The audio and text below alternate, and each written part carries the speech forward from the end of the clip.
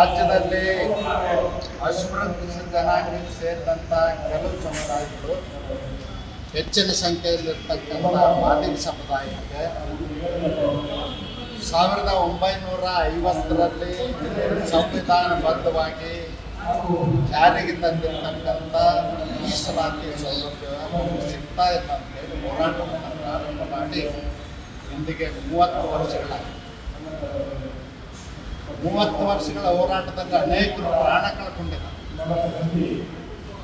ಆದರೂ ಆಡಳಿತ ಮಾಡಿದಂಥವರು ನ್ಯಾಯವನ್ನು ಕೊಡಲಿಲ್ಲ.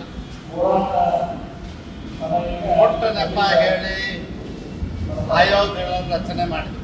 ಸದಾಶಿವ ಆಯೋಗ ಆಯಿತು, ಅದಾದ ನಂತರ ಮಾಧುಸ್ವಾಮಿ ಆಯೋಗ ಆಯಿತು, ಅದಾದ ನಂತರ ಇವತ್ತು ನ್ಯಾಯಮೂರ್ತಿ ನಾಗಮೋಹನ್ ದಾಸ್ ಅವರ ಆಯೋಗ ಆಯಿತು. ಹೀಗೆ 30 ವರ್ಷಗಳಿಂದ ಬರೀ ಆಯೋಗ ರಚನೆಯಲ್ಲೇ ಕಾಲ ಕಳೀತಾ ಇದ್ದಾರೆ. ಒಂದೆಲ್ಲ ಒಂದು ಸಮಾಜದವ್ರ ಕಡೆಯಿಂದ ಕುಂಟು ನೆಪ ಹೊಂದಿಸಿ ಮುಂದೂಡ್ತಾ ಬಂದಿದ್ದಾರೆ. ನಾವಿವತ್ತು ಸರ್ಕಾರಕ್ಕೆ ಎಚ್ಚರಿಕೆ ಕೊಡ್ತಕ್ಕಂಥದ್ದು, ಆಗಸ್ಟ್ 1, 2024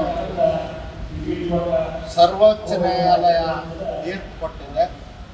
ಅದರಂತೆ ಒಳ ಮೀಸಲಾತಿ ಜಾರಿ ಆಗಬೇಕು.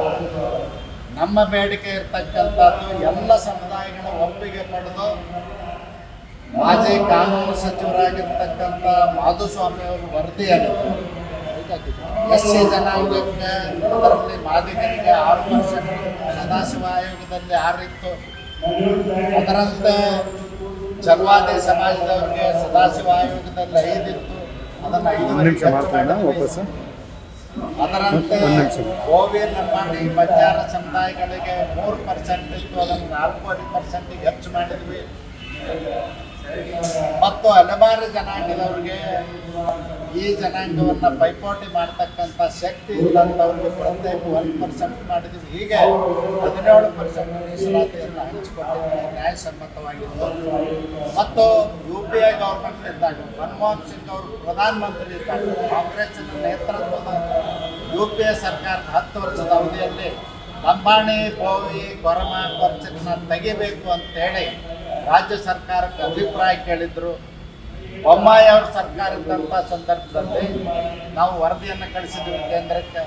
ಯಾವ ಕಾರಣಕ್ಕೂ 101 ಜಾತಿಯಲ್ಲಿದ್ದವ್ರನ್ನ ಯಾರನ್ನೂ ತೆಗಿಬಾರ್ದು, ಅವ್ರವ್ರ ಪಾಲಿಗೆ ಅನುಗುಣವಾಗಿ, ಅವ್ರವ್ರ ಜನಸಂಖ್ಯೆಗೆ ಅನುಗುಣವಾಗಿ ಒಳ ಮೀಸಲಾತಿ ಕೊಡಬೇಕು ಅಂತೇಳಿ ಶಿಫಾರಸು ಮಾಡಿ ಕಳಿಸಿದ್ವಿ. ಕೇಂದ್ರ ಸರ್ಕಾರದ ಆದೇಶನೂ ಅದೇ ಇತ್ತು. ನರೇಂದ್ರ ಮೋದಿಜಿಯವರ ಆಸೆಯೂ ಎಲ್ಲ ಸಮುದಾಯಗಳಿಗೆ ಸಾಮಾಜಿಕ ನ್ಯಾಯ ಕೊಡಬೇಕು ಅಂತೇಳಿ.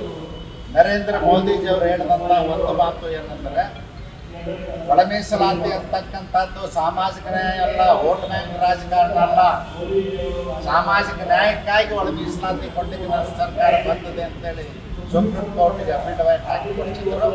ಅದನ್ನು ಜಾರಿ ಮಾಡಿ, ಇಲ್ಲ ನೀವೇ ಮಾಡಿದಂಥ ಇವತ್ತೇನು ನಾಗಮೋಹನ್ ದಾಸ್ ಅವರ ವರದಿ ಅದ ಅದನ್ನಾದರೂ ಜಾರಿ ಮಾಡಿ.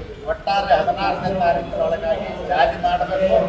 ಮಾಡದೇ ಇದ್ದರೆ ಇದರ ಪರಿಣಾಮವನ್ನು ಸರ್ಕಾರ ಎದುರಿಸಬೇಕಾಗ್ತದನ್ನು ಎಚ್ಚರಿಕೆಯನ್ನು ಕೊಟ್ಟಿಗೆ ಬಯಸ್ತೀವಿ. 16ನೇ ತಾರೀಕಿಗೆ ಮಾಡದೇ ಇದ್ದರೆ ರಾಜ್ಯದಲ್ಲಿ ಸರ್ಕಾರವನ್ನು ಆಡಳಿತ ಮಾಡಲಿಕ್ಕೆ ಬಿಡೋದಿಲ್ಲ. ತಹಸೀಲ್ದಾರ್ ಕಚೇರಿಗಳಿಗೆ ಮುತ್ತಿಗೆ ಹಾಕ್ತೀವಿ, ಬೀಗ ಹಾಕ್ತೀವಿ. DC ಕಚೇರಿಗಳಿಗೆ ಮುತ್ತಿಗೆ ಹಾಕ್ತೀವಿ, ಬೀಗ ಹಾಕ್ತೀವಿ. ರಸ್ತೆ ತಡೆಗಳನ್ನು ಮಾಡ್ತೇವೆ. ಹೋರಾಟ ಉಗ್ರ ಸ್ವರೂಪ ಮಾಡ್ತೇವೆ.